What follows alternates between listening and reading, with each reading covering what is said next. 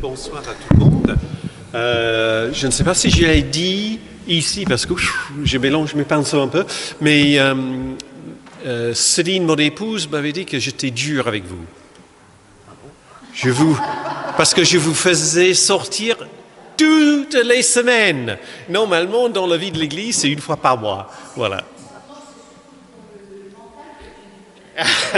Elle n'a pas insisté, donc elle ne sait pas. Elle n'a pas insisté. Donc, ce soit le 4e, et puis la prochaine fois, ça sera le 5e et dernière, et ça sera se porter sur notre engagement en tant que chrétien dans le monde. Okay? Mais ce soir, c'est tout autre chose. C'est plus interne, intérieur, c'est la vie spirituelle et la vie de prière. Avant d'arriver sur ce sujet-là, j'ai un de deux bonus à partager avec vous. Mais avant, il y a la première lecture qui est dans 1 Corinthiens 15 et je ne me rappelle plus les versets. 20-28. Merci Marc. Si vous entendez pas trop bien, approchez. Mais non, Christ est ressuscité des morts, prémisse de ceux qui sont morts. En effet, puisque la mort est venue par un homme, c'est par un homme aussi que vient la résurrection des morts. Comme tous meurent en Adam, en Christ, tous recevront la vie. Mais chacun à son rang. D'abord les prémices, Christ, puis ceux qui appartiennent au Christ lors de sa venue. Ensuite viendra la fin, quand il remettra la royauté à Dieu le Père, après avoir détruit toute autorité, tout pouvoir, toute puissance. Car il faut qu'il règne jusqu'à ce qu'il ait mis tous ses ennemis sous ses pieds. Le dernier ennemi qui sera détruit, c'est la mort, car il a tout mis sous ses pieds. Mais quand il dira « tout est soumis », c'est évidemment à l'exclusion de celui qui lui a tout soumis. Et quand toutes choses lui auront été soumises, alors le Fils lui-même sera soumis à celui qui lui a tout soumis, pour que Dieu soit tout en tous. Bon, j'aimerais commencer avec cette idée de comment Dieu et le monde interagissent ensemble. Et donc, dans ce texte-là, il y a Dieu tout en tous. Voilà. Et donc, il y a un mot. Donc, je vais commencer avec un peu de philo gentienne, ok? Parce que tout le monde, on n'a pas eu le temps de vous endormir pour l'instant, donc c'est le moment maintenant, ok? Donc, il y a.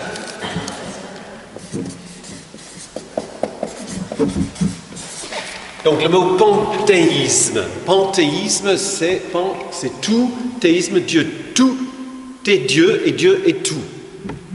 Donc ça donne l'idée que les rochers, les montagnes, les personnes, les courants d'eau, les fontaines, etc. sont divins.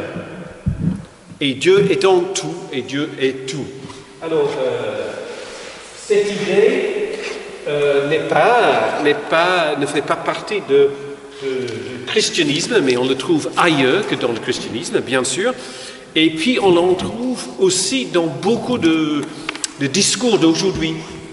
Des gens qui disent cela. Moi je l'entends en tout cas, surtout quand je fais les préparations pour les inhumations. Je ne sais pas si toi tu entends aussi dans ces entretiens-là.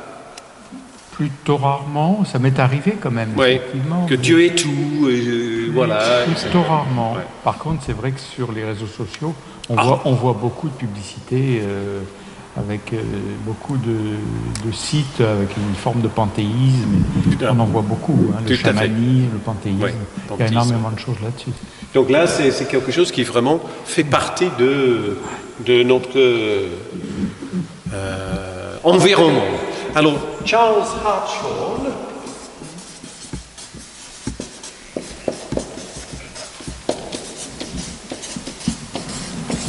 donc Jean-Philippe Marc m'avait posé la question sur une biographie à la fin de tout ça. Donc vous aurez tous mes écrits.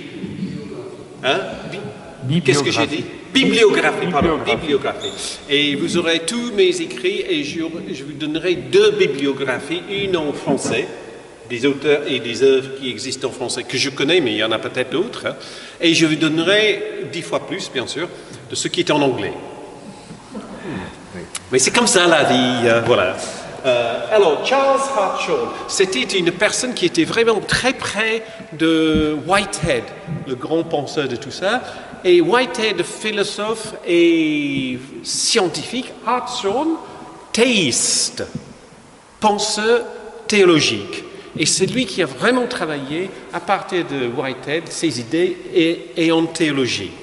Et lui, Hartshorne, dit sur tout ça que le concept classique que nous avons de Dieu comme Dieu perfection déforme le récit biblique de Dieu. Si on décrit Dieu comme indépendant, immuable, omnipotent, d'ailleurs j'ai regardé dans le dictionnaire ce que ça veut dire omnipotent, et voilà, tout fait. Et le premier exemple dans le Robert, c'était un dictateur. Voilà. Et je me suis dit, bon, ça ne colle pas avec Dieu. Donc, Hartshorne propose, au lieu de ce mot-là, alors je vais écrire avec des traits d'union pour les séparer, mais normalement c'est un seul mot. Panthéisme. Donc ce n'est pas tout est Dieu, mais Dieu est en tout. Et tout est en Dieu. Ça maintient l'altérité entre le Créateur et la création. Les deux ne sont pas confondus, mais sont tellement intimement liés que l'un se trouve à l'intérieur de l'autre et vice-versa. Est-ce que vous voyez la différence? Moi, j'ai assez bien en tête cette différence-là. Et l'idée est que Dieu est tout inclusif, mais que ce que Dieu crée n'est pas le Créateur. Et il y a un petit livre, je ne sais pas si tu l'as rencontré ce livre par Martin Buber dans tes études. Frédéric. Ou est-ce que d'autres personnes ont rencontré Martin Buber? Oui. Il est décédé dans les années 60. Le philosophe juif. Philosophe juif autrichien. Oui, oui. Qui a fait un livre... Moi, je et tu. Voilà. Je et tu. Je l'ai, mais je ne l'ai pas lu. Oh, un grand classique. Prends le temps ce week-end. Ah oui, oui. Prends le temps ce week-end. C'est un tout petit livre. Oui. Et donc, dans ce livre-là, Martin Buber, d'une manière vraiment très intuitive, très attachante, dans ce livre, il explique que le thème de la vie humaine se trouve dans ses relations. Toutes nos relations, il dit, nous amènent en fin de compte à entrer en relation à Dieu qui est ce tu éternel. Toutes les relations se tissent pour nous mener à ça. Et je trouve c'est un plaisir à lire. Ah oui, voilà. J'ai 2 livres à vous proposer ce soir, ça c'est le premier. Oui. Et donc John Cobb, que nous avons déjà rencontré dans nos précédentes séances, décrit Dieu comme un Dieu pénétrant dans la réalité de l'existence. Et que cette pénétration va dans les 2 sens, comme on avait déjà dit, que les créatures, aussi participent à ce que Dieu soit Dieu. Donc Dieu reste Dieu, le tu éternel, parce que c'est seulement Dieu qui a cette vision de toutes les possibilités et de tout ce qui existe et maintient devant le monde toutes ces visées de l'épanouissement. Nous pouvons dire que Dieu est partout, mais partout. Ou comme dit Cobb, le monde n'existe pas en dehors de Dieu ou séparément de Dieu, mais le monde n'est pas non plus Dieu ou juste une partie de Dieu. Et je trouve que je n'ai pas besoin d'un mot, mais ce mot, ce qui est décrit derrière ce mot, m'aide énormément dans ce qu'on avait regardé très rapidement la dernière fois sur la Trinité, cette idée de relation à l'intérieur même de Dieu, de ce va-et-vient, ces transformations-là. Et dans la spiritualité, voilà, tu parlais de week-end spiritualité pour notre région, mais dans la spiritualité, je trouve cette dynamique absolument engageante pour ma part. Est-ce que tout ça c'est bon? Si c'est bon, oui.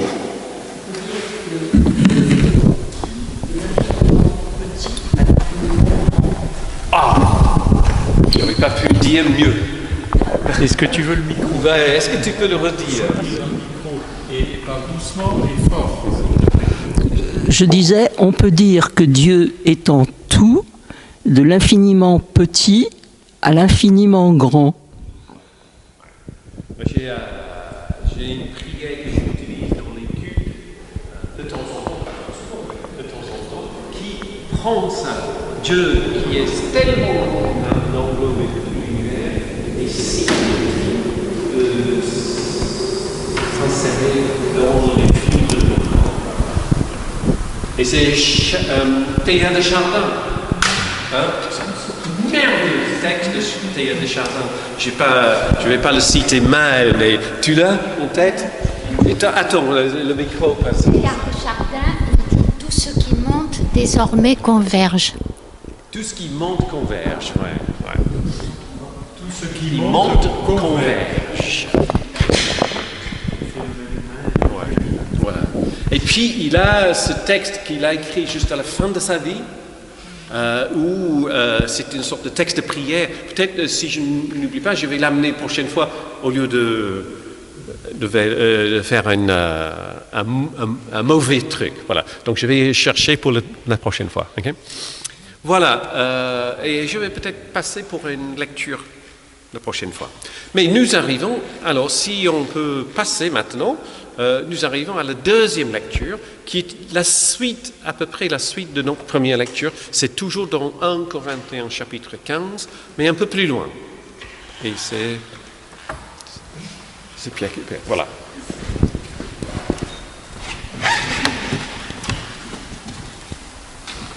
« 1 Corinthiens 15, 35-44 » Mais, demandera-t-on, comment les morts ressuscitent-ils?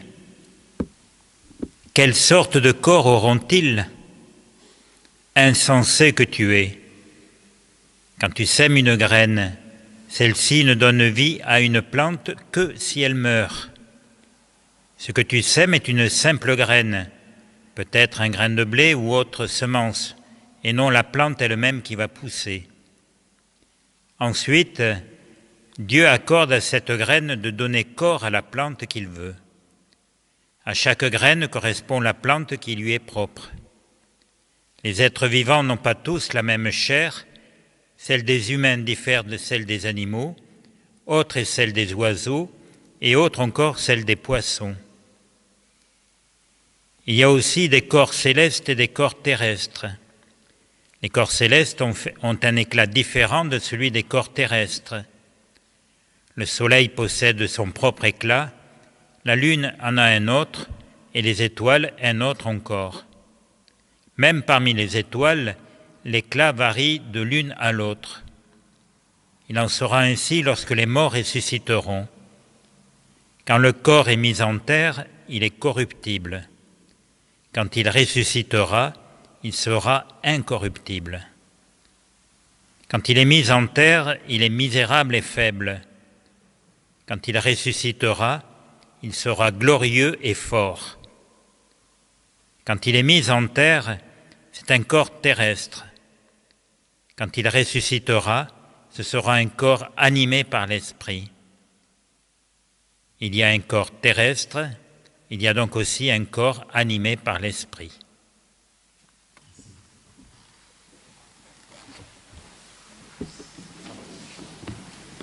Ce sont les lectures bibliques que nous ne trouvons pas dans notre liste de lectures de dimanche après dimanche et on ne les entend pas souvent. Hein? Alors là, j'ai une deuxième lecture pour introduire cette partie. Voilà. Et donc, ce n'est pas du tout de la Bible. C'est d'une femme mystique anglaise du XIVe siècle qui s'appelle en anglais Julian of Norwich. Je pense qu'en français, on dit Juliane ou Julienne ou Juliane, sainte de Juliane. Voilà, donc je pense que ça, en tout cas, dans le calendrier anglican, son jour, c'est le 10 mai. Mais je ne sais pas dans le calendrier catholique, de l'Église catholique. Elle était une femme, mère de famille, des enfants, et elle a tout perdu dans sa vie. Elle était extrêmement malade, elle était en train de mourir sur son lit, et à ce moment-là, elle a reçu ce qu'elle appelait plus tard les révélations de l'amour divin. Et donc elle a fait un petit écrit qui s'appelle les révélations de l'amour divin. Et après son rétablissement, elle a demandé d'être cloîtrée dans une petite chapelle de l'église de Norwich, avec un trou, fenêtre pour passer les aliments et puis passer une fois que les aliments sont passés, quoi. Vous voyez ? Et donc, les gens venaient de partout d'Angleterre pour s'entretenir avec elle. Il n'y avait pas de Facebook, il n'y avait pas de réseaux sociaux. Et les gens savaient qu'ils pouvaient venir et parler avec cette personne, Julian. Et moi je trouve absolument remarquable cette femme. C'est le deuxième livre que je vous recommande ce soir. Julian de Norwich, Révélation de l'amour divin. C'est tout petit et vous pouvez prendre un paragraphe par-ci, par-là, au lieu d'essayer de tout en même temps. On le trouve en français ? Oui, mais je ne sais pas s'il faut maintenant chercher en occasion. Voilà, je pense peut-être, oui. Mais j'ai jamais lu en français, mais j'ai vu que c'était en français. Oui. Donc, on écoute quelques lignes de Julian. Et on ne sait pas exactement quand elle est née. On ne sait même pas quand elle est morte. On sait qu'elle était encore en vie en 1416. Mais c'est tout.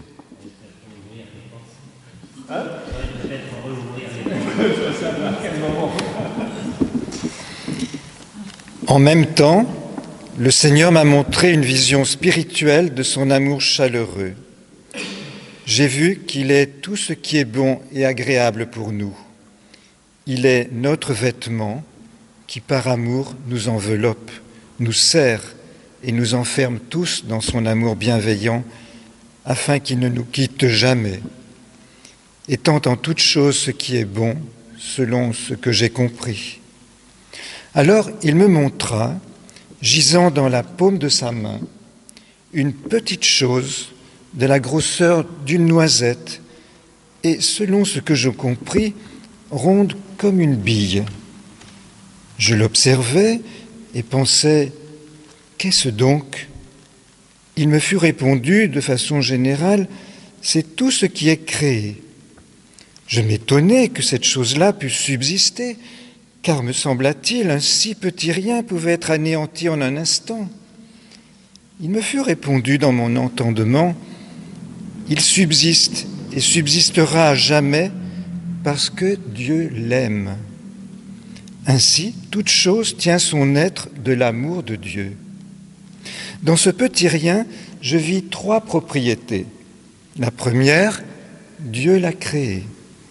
La deuxième, Dieu l'aime. La troisième, Dieu le garde. Mais lui, qu'est-il pour moi ? Celui qui crée, celui qui aime, celui qui garde. Aussi longtemps que je ne suis pas substantiellement uni à lui, je ne puis avoir ni plein repos, ni pleine béatitude. C'est-à-dire, aussi longtemps que je ne suis pas lié à lui d'un tel lien qu'entre mon Dieu et moi, il n'y a plus rien qui nous sépare. Je suis content qu'il y avait des... à la suite de cette lecture parce que vous avez la même réaction que moi à ces paroles. Sont super, hein, vraiment touchants. Donc, Jean-Philippe a trouvé que c'est disponible, neuf, en français, sur Internet. Donc, vous pouvez commander dans la librairie locale. Alors, moi, j'ai dit, parce que c'est en anglais, hein.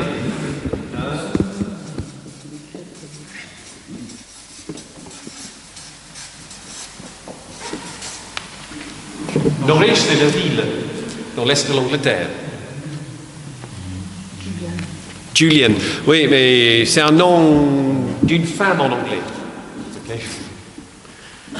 Ils font jamais les choses pareilles en Angleterre. Voilà. Ok. Et là, ça trotte dans ma tête depuis des années, c'est trois propriétés que Dieu crée, Dieu aime et Dieu garde.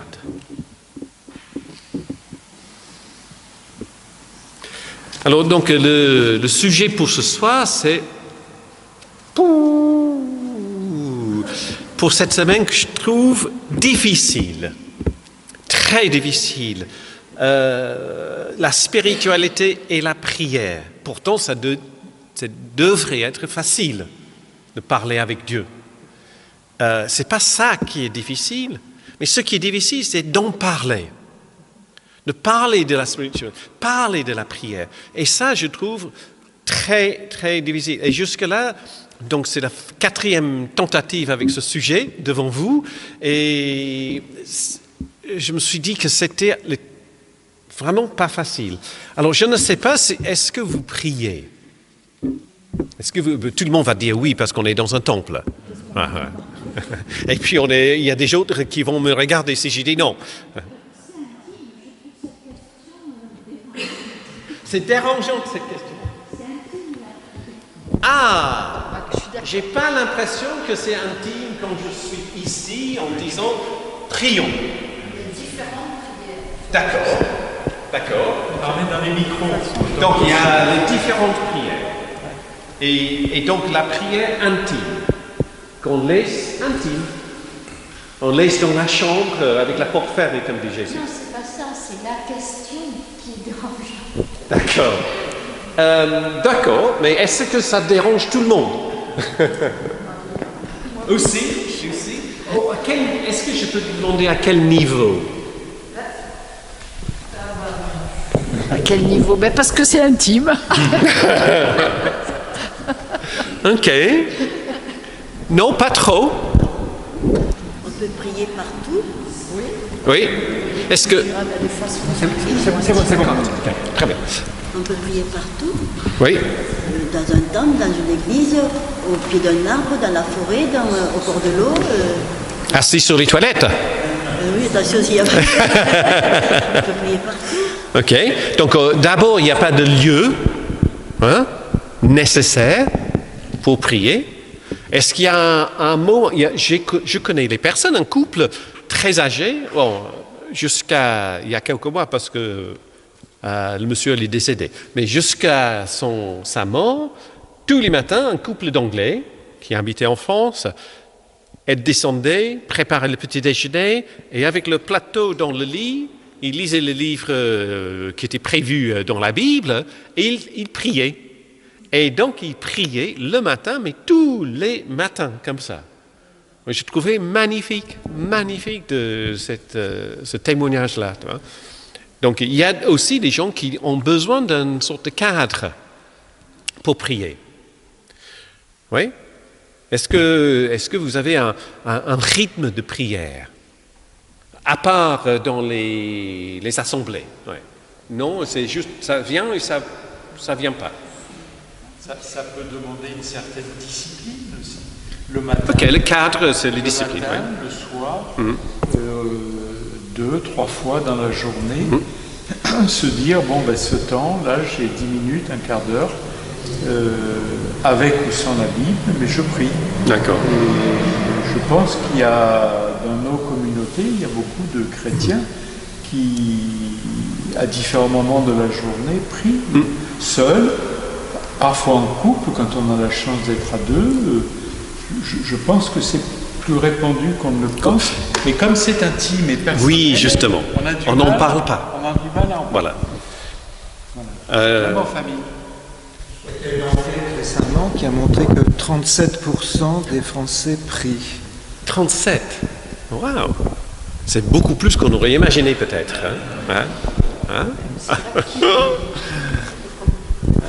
Alors, je suis allé en Angleterre l'année dernière, non, il y a quelques années plutôt. C'est une rencontre que j'ai faite il y a quelques années pour découvrir ce qu'ils appellent en Angleterre les fresh expressions of the church, donc les expressions nouvelles de l'Église. Donc, ce ne sont pas les choses qui se passent dans les églises, mais normalement en dehors de l'église. Et je suis allé dans un bar, dans un café à l'étage, qui était le café de rencontre pour les lycéens, quand ils quittaient le lycée à la fin de la journée. Et le pasteur était là avec son... pour être repéré comme pasteur. Et puis, le table de ping-pong, le billard, etc. Et à un moment donné, il disait, OK, parce que ce n'était pas la première fois je pris le train en route, OK, on vient, et tout le monde s'était assis dans les fauteuils. Et puis il a parlé d'un texte biblique, etc. Mais les gens, ils ne voyaient jamais à l'église, ils n'ont jamais baptisé ces jeunes, ils ne sont jamais allés dans l'école de dimanche ou de caté, mais ils étaient dans ce bar. Et donc ça faisait partie de rythme. Et donc à la fin de cette petite rencontre de 5 ou 10 minutes, il disait, voilà, je connais ton prénom, Philippe, est-ce que tu veux qu'on prie pour quelqu'un? Et par exemple, tu dis, oui, ma grand-mère, ça ne sera pas le cas pour toi, mais voilà, pour les jeunes, oui, tu vois. Et puis, on fait le tour, et les gens disent, non, ça va, ah oui, moi j'aimerais bien prier pour un tel, ou j'aimerais bien prier pour telle ou telle situation, tu vois.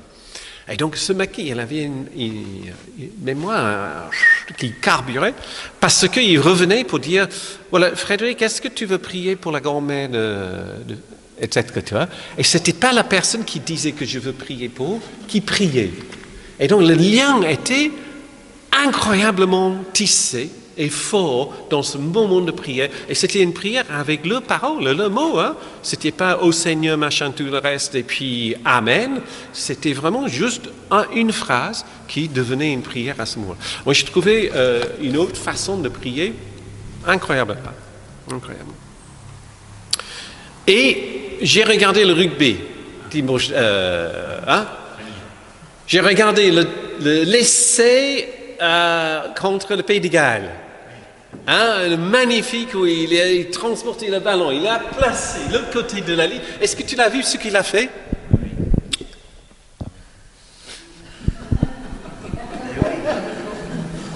Et je me suis dit, prier Dieu pour déplacer le ballon de rugby de l'autre côté de la ligne et penser que Dieu fait ça.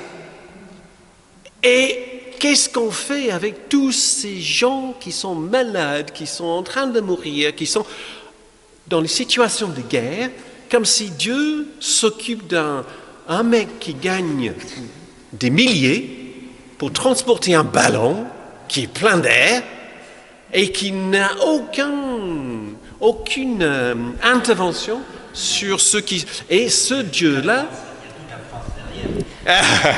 et ce sont les dieux du stade.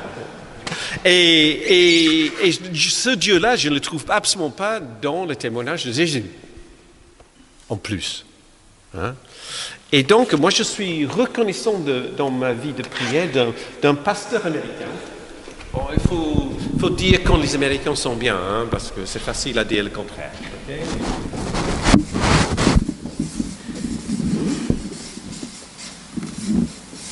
Bruce Epperly. Il est né en 52, il est toujours en vie. Il a écrit une quarantaine de livres sur la théologie du process dans sa vie. Il est pasteur, théologien et animateur de groupes de spiritualité et de retraite, par exemple. Et donc, il a écrit un livre qui n'est pas en français, mais que j'ai traduit le titre, mais je n'ai pas traduit le livre, qui dit « Prier avec la théologie du process, pratique spirituelle pour la guérison personnelle et planétaire. » Alors, on ne peut pas avoir un programme plus grand que ça. Hein? Ambitieux. Et il dit dans ce livre plein de choses, mais j'ai pris juste 2 phrases là. La prière change des choses. 5 mots. La prière ne change pas l'amour de Dieu pour nous, ou la quête de Dieu pour la beauté, et l'intensité de l'expérience pour nous et toute la création. Nos prières nous ouvrent et ouvrent les autres à des plus grands mouvements, possibilités, énergie de transformation dans la relation Dieu-monde, impliquant spécifiquement les situations pour lesquelles nous prions. Donc c'est à l'occasion, dans cette entité, que les choses changent, comme on avait déjà dit dans les semaines passées. Que la prière change les choses. Moi, je suis très anecdote, hein, et donc dans ma précédente paroisse, on avait une dame, Catherine, qui avait un cancer incurable, totalement. Tout le monde était d'accord, elle était d'accord, bon, on ne peut pas être pas d'accord, mais voilà, et on a créé un groupe de prière de ses amis autour d'elle et de son mari, hein, Mich, que je l'appelle Mich, et qui ne venait pas du tout au temple. Catherine était de l'église catholique, mais qui venait au temple. Et donc le groupe se lève, et c'était, comme on dit aujourd'hui, œcuménique, voilà. Et donc ce groupe priait régulièrement, pas nécessairement toutes les semaines ou tous les mois, mais régulièrement, ponctuellement, régulièrement, pour ce couple. Et puis elle est décédée. Elle est décédée, donc la prière n'a pas marché, quoi. Hein? C'est pas parce qu'elle est décédée qu'elle n'a pas marché. On est d'accord. Merci pour la réaction. On est totalement d'accord. Parce que la transformation chez Mich était extraordinaire. Il n'a jamais mis les pieds dans le temple, ni dans l'église. Il n'a jamais accepté Jésus comme son sauveur et son Seigneur.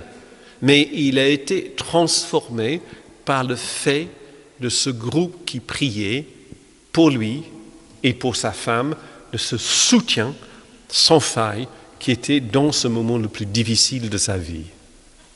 Et le résultat, entre guillemets, d'une prière, c'est de ne pas porter le ballon de l'autre côté de la ligne. Hein? Loin de ça. OK? Vous avez vécu les mêmes choses, sûrement, similaires. Ça vous parle. Je pense qu'il ne faut pas attendre un résultat comme nous, on l'entend.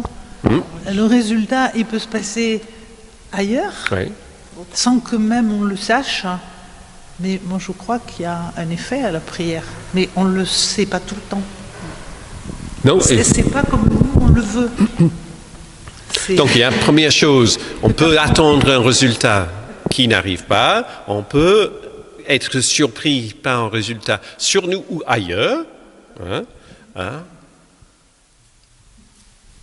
À la CAT, on a de nombreux témoignages de personnes qui ont été violentées, torturées ou emprisonnées, parfois pour certaines d'entre elles pendant des années. Et pour celles qui s'en sortent ou qui sont libérées, ce qui n'est pas le cas de toutes, elles disent « j'ai senti un élan ». Il n'y avait pas que les courriers, il n'y avait pas que les cartes postales, il y avait aussi la prière, votre prière qui m'a soutenu, même si elles n'avaient aucune information durant leur détention. Oui. On a eu plusieurs témoignages comme ça. Et c'est fort. C'est très fort. C'est fort. Ouais. Moi, j'ai envie de rester à ça, au lieu d'aller chercher une explication même. Tu vois, comment ça fonctionne dans ce sens-là. Je pense que si on est sur un comment ça fonctionne, c'est pour pouvoir le reproduire plus efficacement la prochaine fois. Et je n'ai pas cette impression de la prière. Mais voilà, donc tout ce que je dis depuis 4 semaines, ça m'engage que moi. Voilà. Donc vous pouvez penser tout ce que vous voulez et être totalement différent. Alors, nous avons dit que jusque-là, que ces entités viennent de le passé, le présent, et ont accepté plus ou moins cette visée de Dieu. Et au moment de devenir, ces entités ne sont plus, mais ce qui a été fait et vécu reste dans Dieu. Et Dieu reçoit ça comme parfois, ou même souvent, je ne sais pas, une nouveauté, quelque chose qui n'existait pas avant et que Dieu reçoit comme une surprise ou un quelque chose inattendu. Voilà. Ça, c'était la base. Alors, Bruce Epperly va encore et dire que ce mouvement-là, en fin de compte, est un champ de force. Et j'aime bien cette expression, champ de force, dans lequel ces mouvements surgissent, se devenir perpétuels, etc. Okay?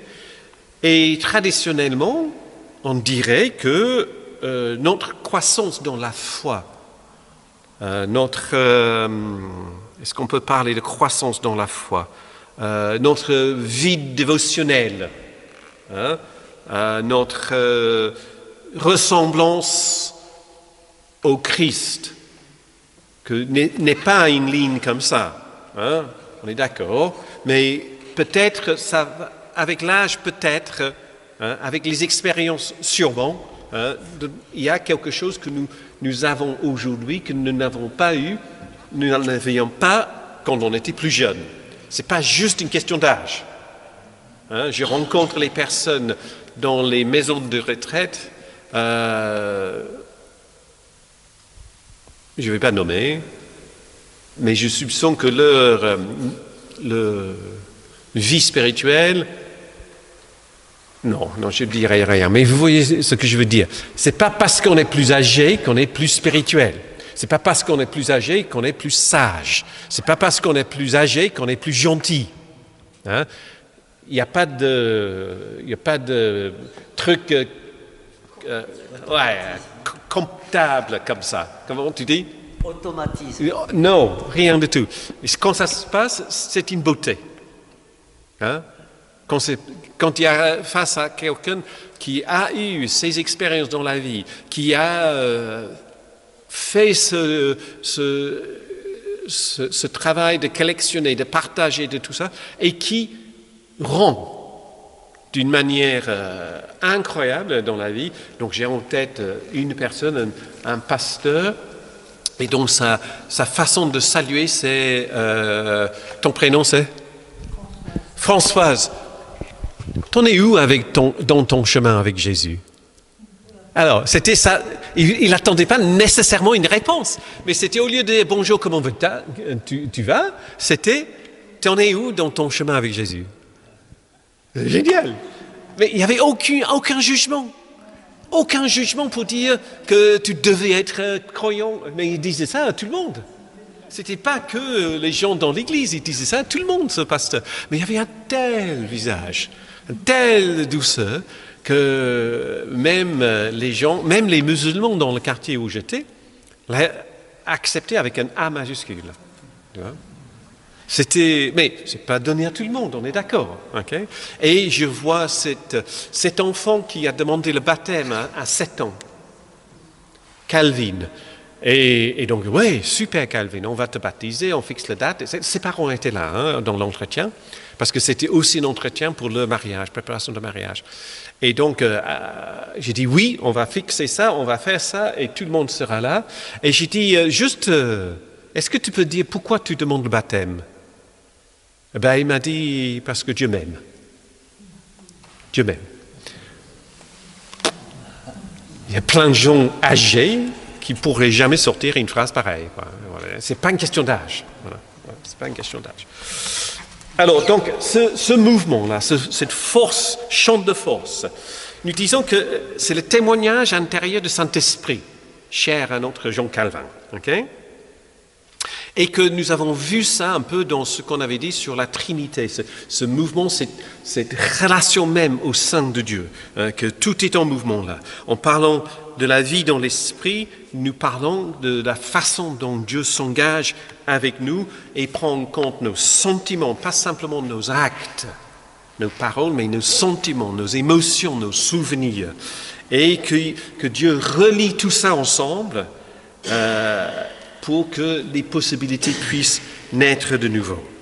Donc, ce champ de force est fourni, entre guillemets, fourni, hein, tout ça c'est entre guillemets, par le Saint-Esprit, qui est lui-même une société, une communauté, le Saint-Esprit.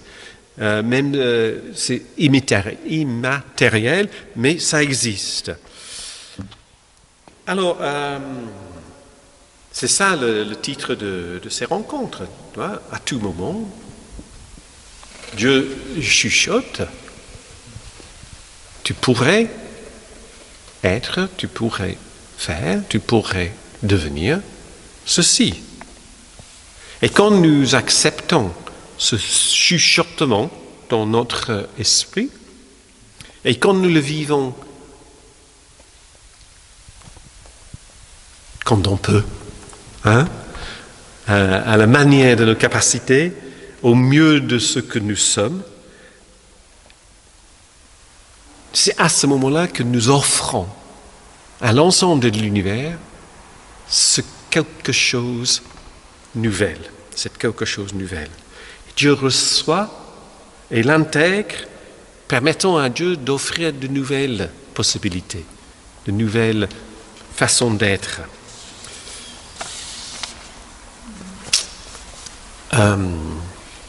J'ai dit que c'est pas facile, hein, mais voilà. Je pense que il n'y a pas longtemps, je suis allé à Bayeux pour voir la tapisserie. Vous avez vu la tapisserie de Bayeux? Mais pour moi, c'était une émotion spirituelle, hein, de voir ce travail. C'est absolument magnifique, magnifique, magnifique. Ça fait 1000 ans que c'est là. Hein? 1000 ans. Et donc d'abord, vous commencez avec la visite guidée avant de voir la tapisserie.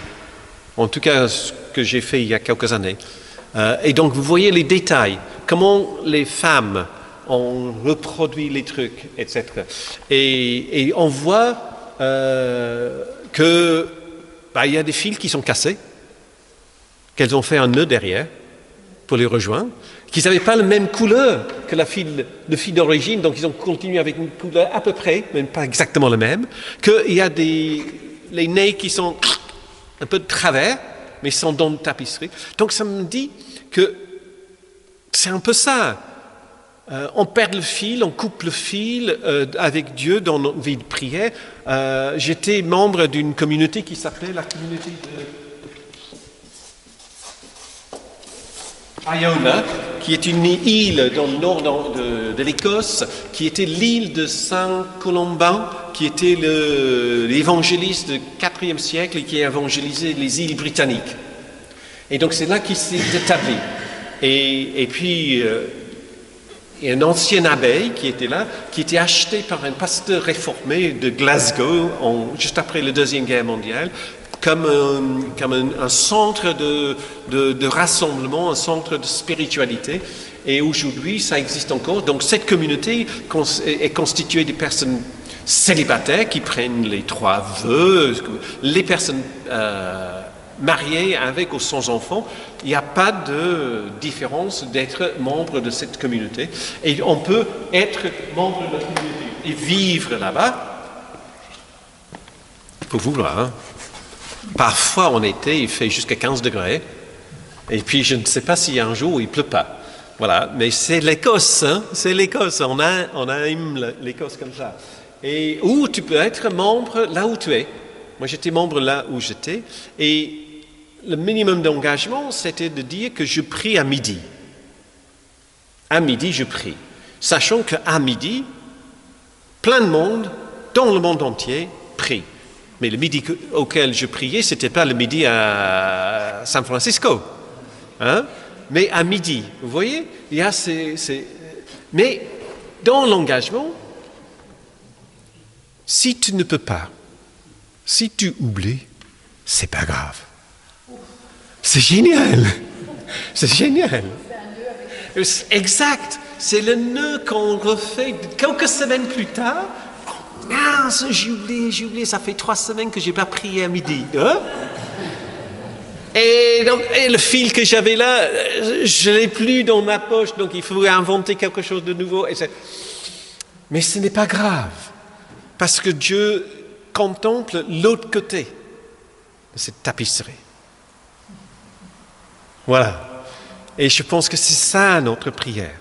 C'est ça. Qu'on le fait pas, qu'on le fait entre guillemets mal, mais je ne pense pas qu'il y a une façon mal de faire la prière, qu'on fait avec tout notre cœur, où on fait ce qu'on nous disait dans l'école de dimanche, les prières flèches. Comme ça. Piou! Voilà. C'est prié. C'est parti. Voilà. Ou qu'on passe des heures et des heures à genoux, en silence, devant la flamme d'une... Je veux dire, ce n'est pas grave. C'est ça que j'ai appris ce temps dans cette communauté-là, et qui m'avait libéré des idées reçues sur la prière. Et quand on discute avec lui, c'est-à-dire on discute avec soi-même, mais ah oui? Je dis à Dieu, pour moi c'est prier. Oui. C'est d'ouvrir la conversation. Mais c'est quelquefois, c'est comme ça. C'est oui. Un événement qui pousse à ça. Oui. C'est pour ça que je dis c'est intime, c'est ce qu'elles disent toutes. Oui, la prière est intime. Après, on a d'autres types de prières. Donc, la prière de dimanche matin n'est pas intime.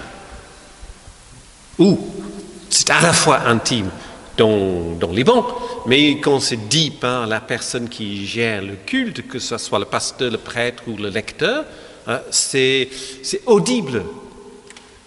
Les prières, il y en a qui sont obligatoires pour tel ou tel dimanche, dans la liturgie de l'Église catholique, non? Oui, voilà. Dans le temps, c'était la même chose dans l'Église réformée. On avait notre liturgie verte, parce que le bouquin était vert, c'est tout simplement. Et donc, le pasteur disait exactement la même prière tous les dimanches. Tous les dimanches. La même prière de repentance, la même prière de louange, la même prière, voilà. La seule chose qui changeait, c'était les prières d'intercession. Aujourd'hui, on n'est pas là. Hein.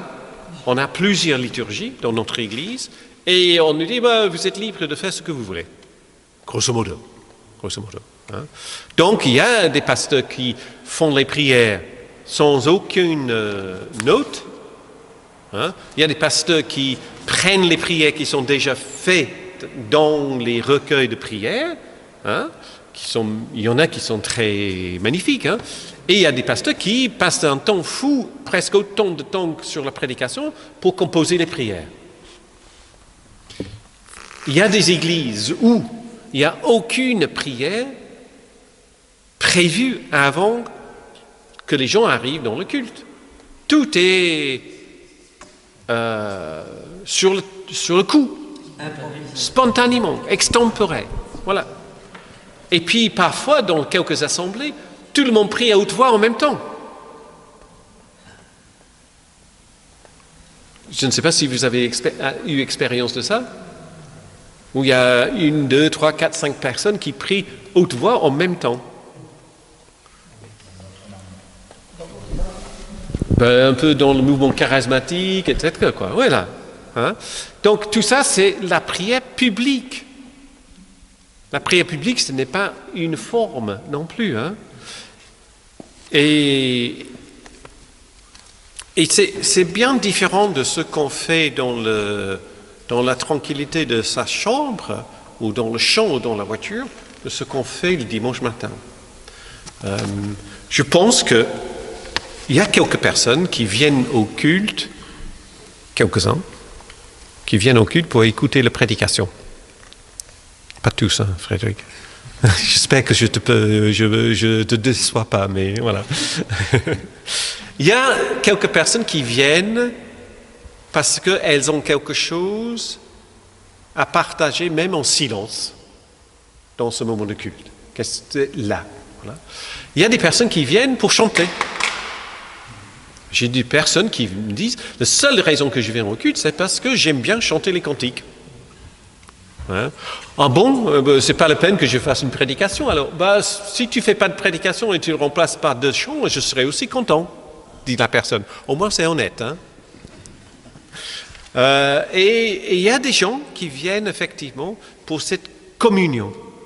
Et je pense que la différence que nous avons en Église, quand on prie, c'est que c'est attendu. Oui. On a mis en place pendant quelques années ce qu'on appelait les cultes familiaux. Donc c'était le jour de l'école biblique et le caté, et les enfants et les parents étaient là, et on arrêtait le culte après le temps de louange, et on mettait tout le monde dans petits groupes de travail, de discussion sur un texte biblique, sur une thématique. Les enfants faisaient sur le même thème ailleurs, et on mettait tout ça à la fin ensemble, et on terminait avec un temps de prière. Et donc une fois par mois, on avait un culte qui était sur cette ligne-là, qui n'était pas du tout un culte liturgiquement construit ordinaire. Et donc il y avait des personnes qui venaient qui disaient je déteste ces cultes. C'est n'importe quoi, on les va partout, etc. J'aime pas du tout. Mais il faut les maintenir. Parce que pour la première fois de ma vie, disait 2-3 personnes, j'ai parlé de ma vie spirituelle dans le temple.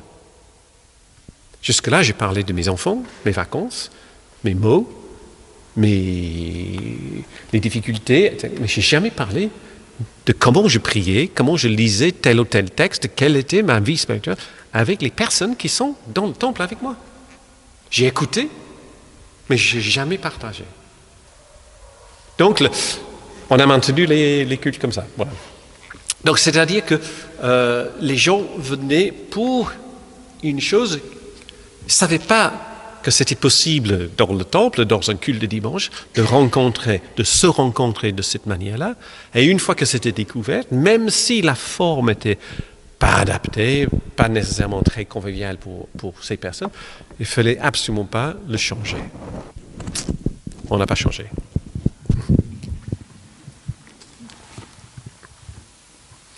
Donc, la prière nous fait entrer.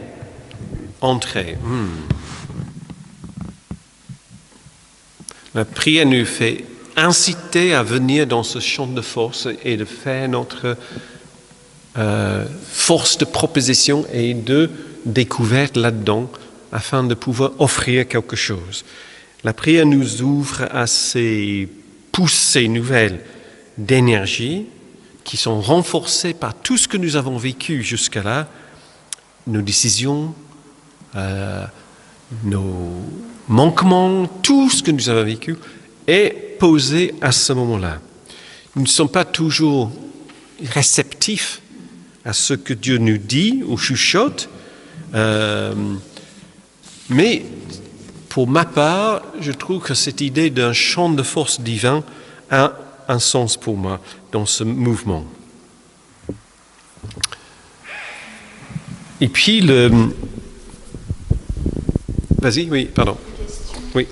Tout à l'heure, vous disiez la prière, c'est ce que j'ai compris en tout cas, c'est aussi être face à la flamme de la bougie, dans le silence. Voilà. Donc c'est un moment à la fois de prière et qui permet d'entendre peut-être ce fameux chuchotement. On peut l'avoir aussi, par exemple, dans la nature. Oui. Quand on a un esprit un peu contemplatif, oui. Quand on s'assoit et qu'il n'y a plus de pensée parasite, mais juste cette nature et on s'immerge dans cette nature et c'est une forme de prière. Tout à fait. Oui, ces moments qui sont privilégiés, les instants de grâce, on peut le dire, ouais.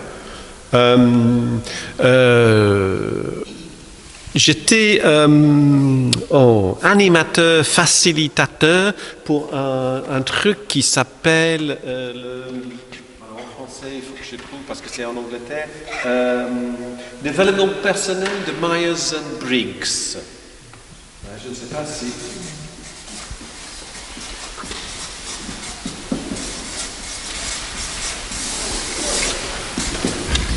Et l'idée, c'était qu'on a une série de questions pour savoir, c'est jungien. C'est basé sur les différences, les alternatives de Jung. Tu l'as rencontré un peu? Oui, j'ai fait le test de caractère, enfin c'est ça, de reconnaissance de caractère. Personnalité de caractère. Voilà. De Myers-Briggs. Et donc, ça semble très scientifique, mais ce n'est pas du tout. L'idée, c'est qu'à la fin, après toutes ces questions, etc., on a une sorte de grille d'évaluation pour soi, qui n'est jamais fixe. Parce que si tu fais le test 2 semaines plus tard, ça sera différent. Mais l'idée, c'est qu'il y a une série de 4 barres, et la personne se positionne quelque part sur cette barre. Et puis, donc, c'est quoi? C'est jugement et je ne sais pas quoi, c'est introverti, extroverti, c'est décisionnel, etc. Donc, il y a 4 paires. Ce n'est pas les opposés, mais 4 paires. Et l'idée que beaucoup de gens pensaient dans ces séances de week-end d'animation, c'était que ce serait mieux d'être au milieu. Non, le mieux, c'est de savoir où on se positionne. Si on est fort d'un côté, il vaut mieux savoir que je suis comme ça, plutôt que de me forcer d'être quelqu'un que je ne suis pas. Et donc, on était invité plusieurs fois de mener ces formations, week-end formations, dans les monastères. Et une fois, on était chez les religieuses. Je ne peux plus du tout maintenant la maison, hein. C'était en Angleterre. Et il y avait une jeune religieuse qui était catastrophée parce que toutes les autres sœurs étaient d'un côté de ces grilles. Parce que la vie religieuse doit être contemplative, intérieure, pas du tout extravagant, pas du tout plutôt introvertie, etc. Tu vois? Et elle se trouvait de l'autre côté. Mais elle se sentait bien. Elle se sentait bien. Et donc, en fin de compte, elles ont organisé pour qu'elle puisse avoir 1 heure dans la chapelle par jour pour elle, où elle mettait sa musique de Led Zeppelin et dansait. C'est la bougie qui devant elle. Parce que l'idée, c'est que si tu n'es pas là où tu es naturellement, tu fais un effort d'être ailleurs. Et l'effort pompe ton énergie. Et elle pouvait se mettre à genoux pendant 3 heures dans une office avec ses sœurs, parce que ça faisait partie de la vie communautaire. Mais ça lui demandait énormément plus d'énergie que pour les autres sœurs. Voilà. C'était super. Ça. Et l'autre, c'était... il y a des personnes dans ce même processus qui donc... de décider quelque chose. On va décider, on le fait. On décide, on le fait. C'est notre fameuse rencontre de conseil de l'Église. Donc on a un ordre de jour, il faut décider ça, tac, c'est décidé, on passe au point suivant, tac, tac, tac. Alors, il y a des personnes dans cette autre communauté qui étaient plutôt introverties, qui ne s'exprimaient pas facilement, etc. Et donc, ils avaient adopté un autre système de conseil de l'Église. Donc, ils ont fait l'ordre du jour, les décisions ont été notées, mangé ensemble, et revenaient sur chaque décision pour revoir si la décision qui était prise était encore la bonne. Ça demande du temps. Ça demande du temps. Ça demande aussi, pour ceux qui sont... Bon, mais on avait déjà décidé ça. De se retirer un peu. Aussi. Tout ça, c'est fait partie de cette vie communautaire. Et puis, les deux étaient dans les monastères, donc vie en prière, quoi. Alors, moi,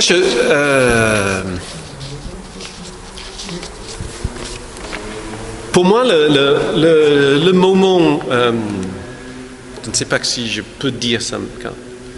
C'est jamais linéaire, hein, c'est jamais toujours, etc.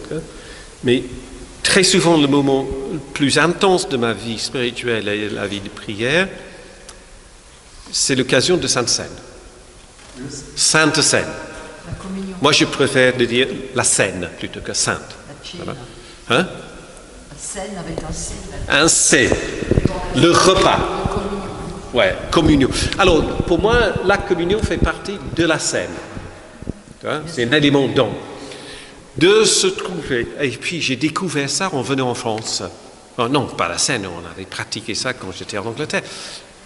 Mais quand j'étais en Angleterre, j'avais un poste où on avait la Seine 6 jours par semaine. On ne faisait pas le samedi.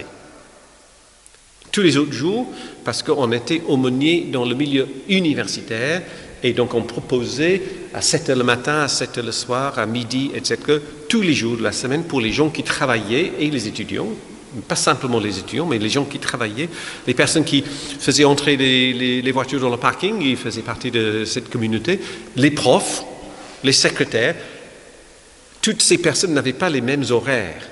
Et donc, on fixait dans la semaine les horaires différents pour que tout le monde puisse participer. Et j'arrive en France à la mission populaire où la scène était 2 fois par an. C'était quand même un chute.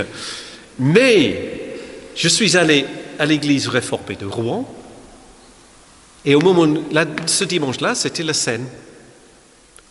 Et tout le monde se levait pour se mettre autour de la table. J'ai jamais vu ça de ma vie. Et on passait le miche de pain, de main en main. On se regardait dans les yeux, on disait merci. Moi, j'avais tendance à dire amen, mais les gens disaient merci. Et la coupe qui passait d'une personne à l'autre. C'était pour moi, parce que nous, on avait nos petits verres, avec nos petits cubes de pain, et ça depuis plus d'1 siècle en Angleterre. Hein, c'est pas avec le Covid que ça arrive là-bas. Hein. Et j'ai découvert une autre dimension de communion, cette partie-là de communion dans cette scène. Et quand je suis derrière la table, il y a 1001 choses qui passent dans la tête en même temps. Parce que dans mon ancienne paroisse, j'étais là tellement longtemps que c'était automatique qui faisait quoi. Je savais qu'un tel allait faire le côté gauche et l'autre le côté droit, etc. Mais ici, ça fait 1 an et demi que je suis là, je ne sais pas. Je ne sais pas ce qui se passe. Donc j'ai aussi tout un travail dans la tête d'organisation, de gestion, de tout ça. Est-ce qu'il y aura assez de petits verres, etc. Et donc je vis par moments difficilement. Et une fois que le pain et le vin est parti, j'attends une chose, c'est qu'ils reviennent sur la table. Et je vois là les miettes, boucher les oreilles les catholiques, les miettes de pain sur la table, les taches de vin sur la nappe blanche, et puis parce que depuis peu, nous proposons aussi à Bergerac et dans la vallée de l'Aude de reprendre la coupe. Hein, pas simplement les petits verres. Et donc de voir qu'il y a une petite trace de vin à l'extérieur de la coupe. Et tout ça revient sur la table. Et je dis, ces miettes, ce pain que les gens ont eu dans la main, ce corps, c'est ce que j'appelle l'ego, l'essence, l'ego de Jésus, du Christ. C'est ça que ça veut dire, le corps de Christ. C'est pas sa peau, hein, ses muscles, c'est son ego, c'est son entité de Jésus. Et le sang, c'est sa vie. Le sang veut dire la vie de Jésus. Et là, sur la table, devant nous, le monde entier, brisé, rompu en miettes.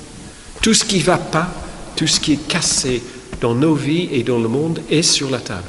Tout ce qui nous fait réjouir, tout ce qui nous réchauffe le cœur dans le vin est sur la table. Et c'est à ce moment-là que j'entre dans ce que j'appelle la scène, qui n'est pas nécessairement la communion, parce que la communion, j'ai vécu en passant les éléments. Et voilà. Je ne sais pas ce qu'on va faire avec la présence réelle, avec la transsubstantiation, la consubstantiation et tout ça. Hein? Mais ce que j'ai vu, c'est bien terre à terre, ou table à table. Voilà. Et donc, du coup, pas chaque fois, parce que c'est pas mécanique, pas automatique, c'est pas de boîte automatique dans la voiture. Hein. Même en passant les vitesses, ça grince parfois. Ça ne marche pas. Ça grince. Parfois, je ne vois pas la même chose sur la table que je vois autrement. D'autres fois. Hein? Ça a complètement changé. Moi, je faisais pas des saintes scènes comme ça. Je faisais des saintes scènes comme tu l'as décrit tout à l'heure. Oui, je sais. Oui, c'est ça que j'ai découvert. Le pain. Alors, on s'est mis après à faire des morceaux pour éviter que c'était pas très commode avec la miche de pain. Mais j'aimais mieux la miche de pain, c'était ça, quoi. Le pain. D'abord le pasteur. Casse. Alors, donc, on avait un pasteur méthodiste. Mais il ne faut pas confondre les méthodistes anglais avec les méthodistes français. Donc, ce n'est pas la même race qui prenait la miche de pain. Et donc, normalement, quelqu'un est bien gentil, ça coupe le pain en dessous pour que ça ne soit pas, mais que le pasteur peut le casser et rompre plus facilement. Mais lui, non. C'était une miche fraîche. Il prenait dans ses mains, il tortillait ce pain, les miettes partout. Il était comme ça, le corps de Christ. Oh! Incroyable! Vraiment, il vivait le moment en entier, quoi. Et j'ai un ami pasteur qui me dit, mais Andrew, quand tu dis les paroles de Jésus, hein, il ne faut pas dire les paroles de Jésus et faire les gestes en même temps, parce que sinon tu te prends pour Jésus. Les paroles. Ceci, mon corps, etc. Donc, moi, je suis un de ces pasteurs qui rompent le pain à ce moment-là. Et après la communion, il prend la coupe, je prends la coupe parce que je suis bête et stupide, c'est écrit, je dis, je le fais. Voilà. Mais il y a des collègues pasteurs qui disent, ah non, c'est interdit de faire ça, parce que sinon tu te prends pour Jésus. Mais je pense que les gens face à moi, on fait la différence facilement entre Jésus et moi. Hein, voilà. Non, mais il me semble que ce que j'ai vécu ici en France, c'était quelque chose de plus lié, hein, que j'ai vécu en Angleterre, parce qu'on restait dans les bancs, et puis ce qu'on appelle les diacres, les anciens, venaient avec les petits plateaux pour nous servir, comme on avait fait au commencement, tout de suite après le confinement. Hein, et on restait, hein, et j'ai trouvé ça comme une violence à notre communion. Et d'avoir les pinces pour le pain. Tu vois, pour ne pas toucher le pain avec les mains. Mais ce qu'il y avait, c'est que quelquefois on se mettait tous ensemble, enfin c'est la tradition. Oui. Hein, mais il y a quand même des gens qui restaient, parce que soi-disant, ils ne se sentaient pas la possibilité personnelle de recevoir le Christ. Enfin, alors, ce qui est dit régulièrement chez nous, c'est même si tu ne veux pas prendre le pain et le vin, venez dans le cercle. Venez dans le cercle, que nous soyons ensemble et passer le pain et le vin tout simplement. C'est venu petit à petit. Oui. Moi, en 60, c'était pas comme ça. Ah ben non, on est d'accord. Ouais. Il y a des églises qui pratiquent ce qu'ils appellent la table fermée. Oui, voilà. À la fin de mon mandat comme aumônier dans le milieu universitaire, j'étais à la recherche d'une paroisse. Donc, parce que j'étais dans l'église baptiste, donc j'ai contacté 2 ou 3 paroisses qui n'avaient pas de pasteur pour avoir un entretien, un week-end et prêcher avec vue, ça s'appelle. Voilà. Comme ça, les gens te voient. Voilà. et de tests dans la prédication. Et donc, une des églises qui m'a reçu avait le CED, la communion, à 15h dimanche après-midi, uniquement pour les membres de cette église-là.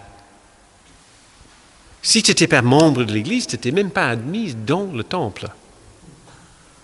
Donc, ce n'était pas une table fermée, c'était une temple fermée. Ouais. Donc, je ne suis pas allé. Et une des premières questions que je posais dans les 2 paroisses, 3 paroisses, 4 maintenant, parce que c'est 2 moitiés, c'est est-ce que la table est ouverte dans cette paroisse? Est-ce que vous recevez tout le monde? Pas simplement les protestants, pas simplement les baptisés, pas simplement les personnes qui sont en âge de comprendre ce qui se passe, mais tout le monde. Voilà. Parce que pour moi, la communion va au-delà de notre niveau de QI. Voilà. Mais ça, voilà. Alors, vous voulez revenir sur la scène ou la communion? Je ne sais pas si les catholiques ont quelque chose à réagir à ce moment-là. Mais Philippe, ça leur donne le temps de réfléchir. Détail toujours, parce que c'est de mon temps, comme on disait, les enfants n'étaient pas admis. Mais aujourd'hui, c'est de ton temps. Et on leur donnait pas un morceau de pain comme on fait aujourd'hui. Oui. Et je trouve ça très très bien. Hein. Moi, mais avec une bonne évolution. Oui. Le process. Oui, voilà. Mais avec entre guillemets, avec l'accord des parents. Toujours pour moi. Toujours. Même si dans l'assemblée, il y a des personnes que je ne connais pas, qui sont dans le cercle avec les petits-enfants, je regarde d'abord un des parents avant d'offrir le pain ou le... Ouais. Pour avoir leur accord. Ouais. Ouais. C'est bon. Il me reste le bonus. Si vous êtes encore avec moi. Hein? J'aime beaucoup la traduction de la Bible.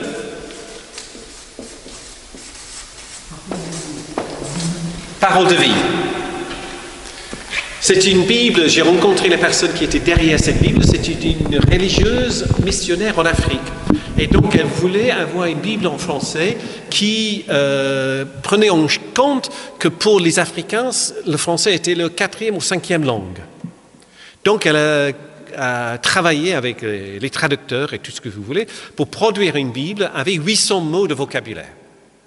Sachant que c'est 1000 mots pour le français moyen. Vocabulaire actif, hein, pas passif, mais actif. Et donc cette Bible, pour la plupart, c'est écrit dans le temps présent. Il fut ceci, etc. Ça n'existe pas dans cette Bible. Et quand vous lisez dans l'évangile de Marc, le récit du dernier repas de Jésus dans le présent, c'est génial. Je le fais le dimanche matin, souvent, et les gens sont surpris. C'était pas le passé, c'était pas la nuit où il fut livré, hein, etc. C'est dans le présent. Et on est là. On est là. Et dans la parole de vie, il y a donc ils étaient obligés de chercher à rendre les mots que nous trouvons dans nos Bibles secondes, etc., autrement. J'adore le psaume 23 dans cette traduction, parce que le mot « ulot » n'existe pas dans cette Bible. C'est trop compliqué. Ulot. Ah, la houlette. Houlette, pardon, houlette. Et ce n'est pas houlette, c'est le bâton de berger.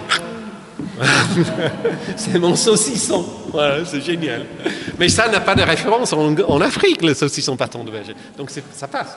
Alors, l'autre mot qui est très fort, c'est...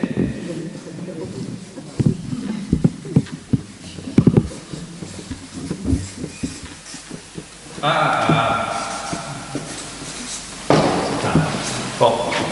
La vie éternelle n'est pas dit dans cette Bible, c'est la vie pour toujours. Et quand je décortique toujours en tous les jours, la vie éternelle n'est pas un ajout à notre vie, une sorte d'extension comme chez le coiffeur, c'est quelque chose qu'on vit tous les jours. C'est à chaque jour de notre vie, cette vie éternelle.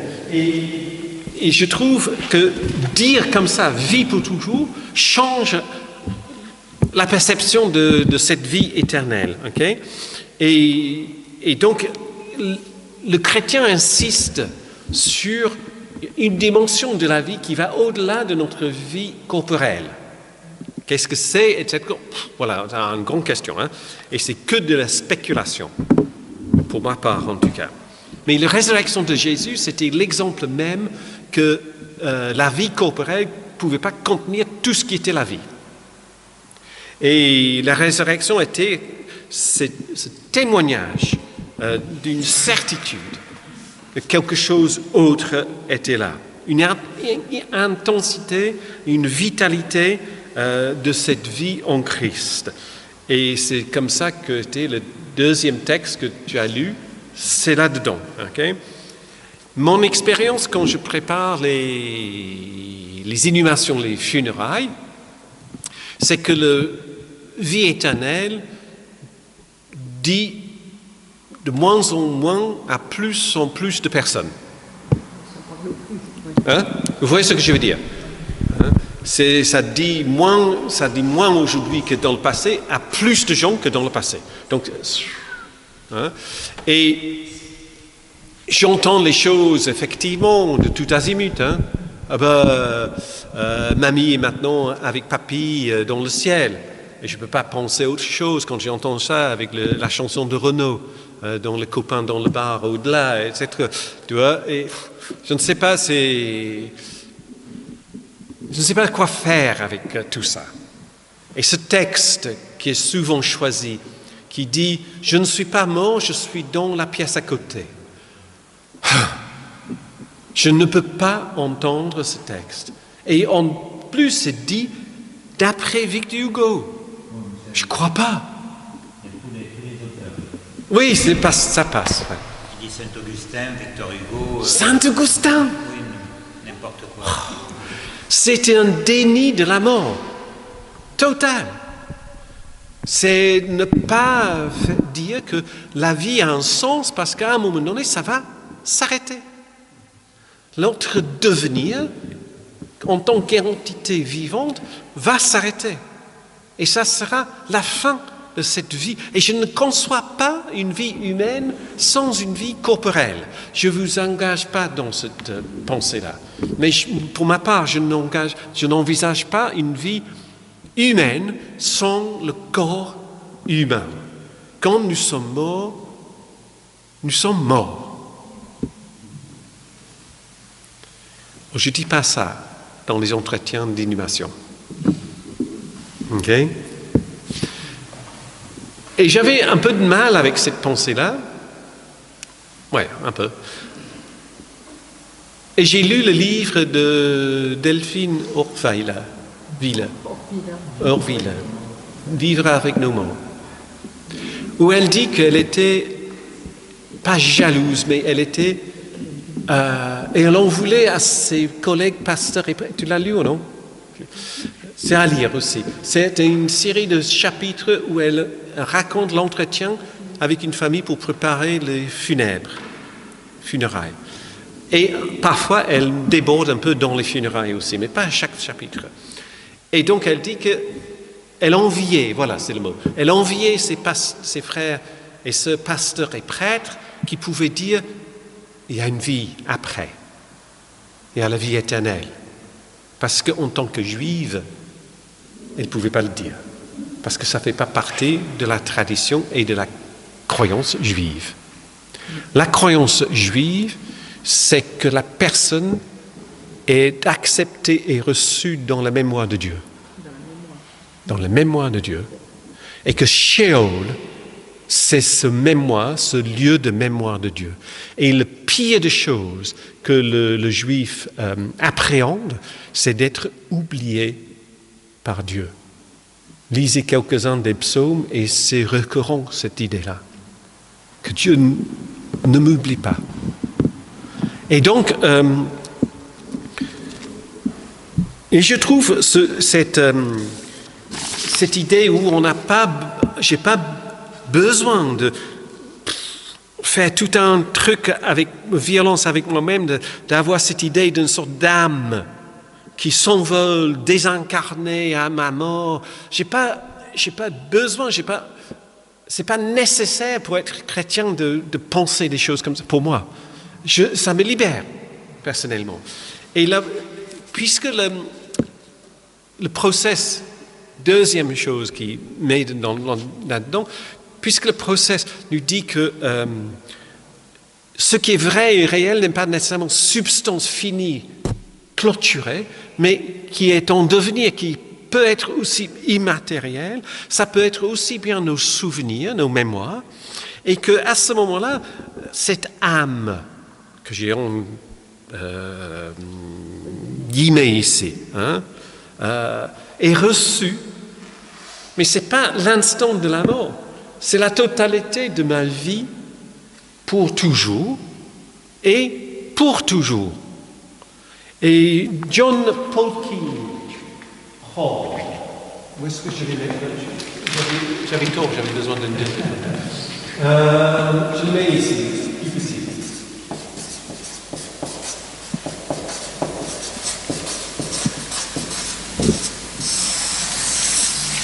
Qui est pour une fois c'est en anglais, théologien, pasteur, et son grand travail c'est la relation entre la religion et la science.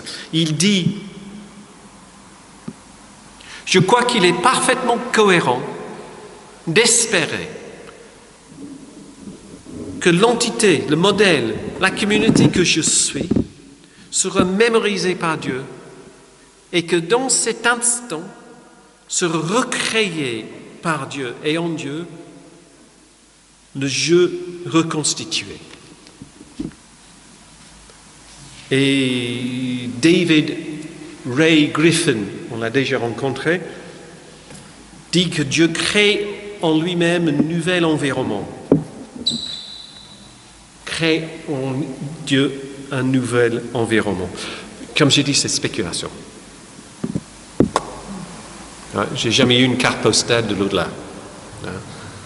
Mais je trouve que cette idée que, en fin de compte, peut-être c'est totalement égoïste de ma part, que d'une manière au-delà de ma volonté, je contribue à ce que Dieu est, et ça, maintenu en Dieu pour toujours, correspond à ce que je suis content de penser est la vie éternelle.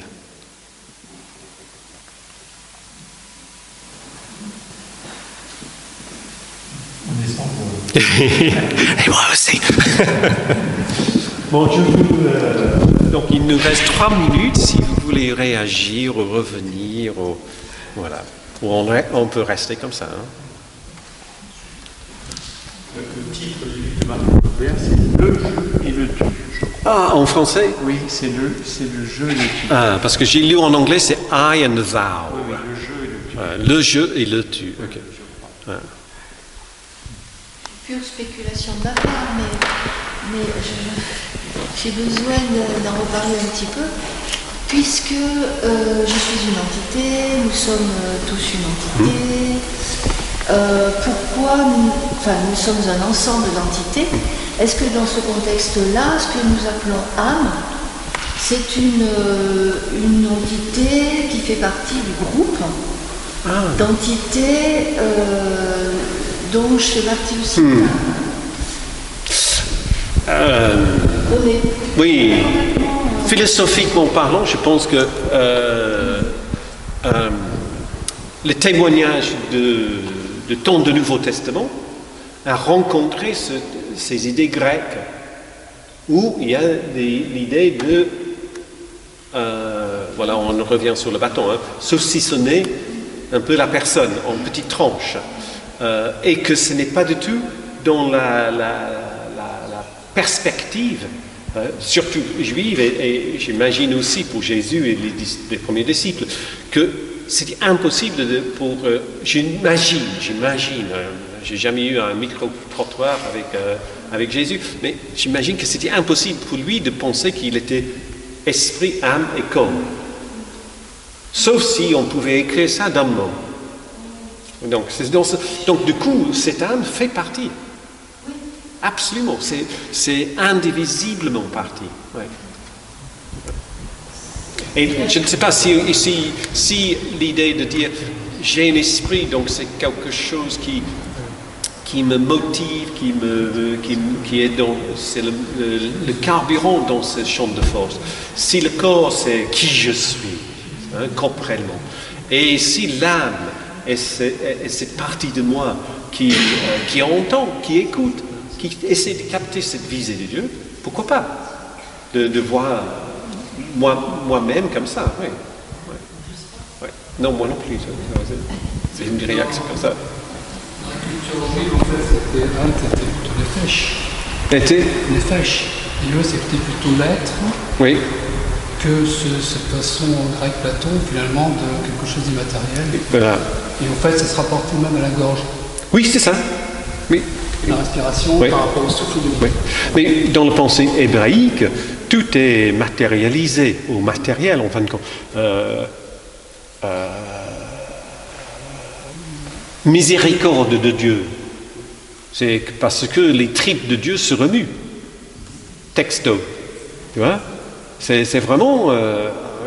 quand on est confronté avec une expérience qui demande la miséricorde de notre part, de notre charité profonde, etc., c'est là-dedans que ça marche. Hein? Et effectivement, cette idée de la gorge qui est la partie, voilà, c'est ça, c'est physique, hein, presque. Ouais. Ouais.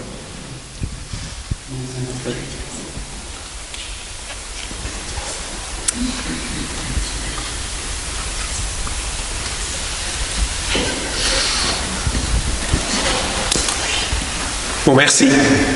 Encore, merci. Voilà. J'ai dit que c'était un peu plus difficile que les autres. Ouais.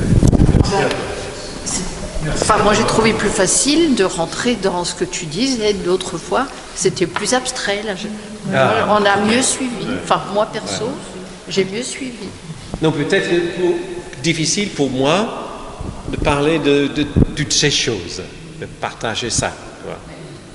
Quand ça reste abstrait, c'est plus facile pour moi. Voilà. Quand tu nous posais la question, qu'est-ce que c'est pour c'était difficile pour nous de répondre aussi. Parce que même dans un couple, on peut être dans des vies de prière différentes, des façons, des formes et des moments différents. Quoi. Enfin, c'est perso. Quoi. Oui, c'est très... Et même plus que perso, c'est vraiment intime d'intime, parce que je connais les couples, par exemple, de ces fameuses rencontres dans le temple. Il y avait une dame qui a découvert que son mari priait. Ça faisait 50 ans qu'ils étaient mariés. Elle ne savait pas qu'il priait. Ils n'ont jamais parlé en couple de la prière. Non, mais c'est pas entre l'entrée et le plat de résistance. Hein, voilà. Darling, sweetheart, on va parler de la prière ce soir à table. Non, ça ne marche pas. Hein. Vous pouvez essayer. Hein.